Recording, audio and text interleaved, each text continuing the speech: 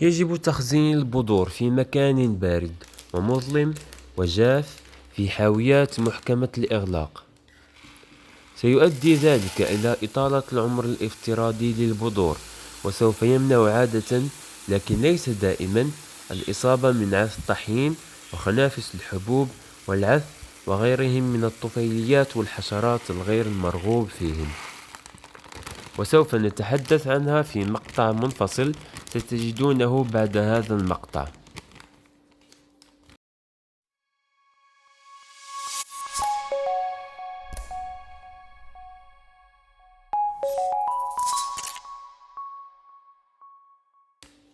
إذا كان لديك فقط زوج من الطيور أو حتى طائر واحد، فلن تحتاج إلى كمية كبيرة من البذور في أي وقت، وسوف تكفي علبة صغيرة من الطعام لمدة شهر أو أقل، نظرا لأن الأمر سيستغرق أسبوعين فقط أو نحو ذلك.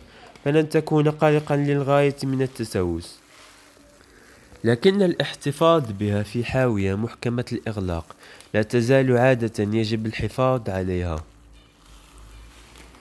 عند التخزين في مكان جاف محكم الإغلاق بارد بعيدا عن الضوء المباشر، سيظل خليط البذور طازجا لمدة تصل إلى 6 أشهر.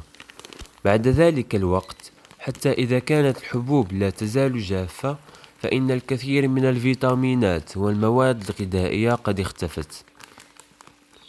الخيار الأفضل لك هو تجنب الشراء بكميات كبيرة، وبهذه الطريقة لن تصبح بذورك قديمة ولن تتلاشى قيمتها الغذائية. إذا رأيت أي غبار خافت من العفن الفطري على سطح البذور أو فاحت منه رائحة العفن، يجب أن تفترض أن الفطريات قد تعفنت وقد أفسدت المجموعة بأكملها، فيجب عليك رميها وابحث عن مساحة تخزين أكثر جفافا أو محل تجاري آخر.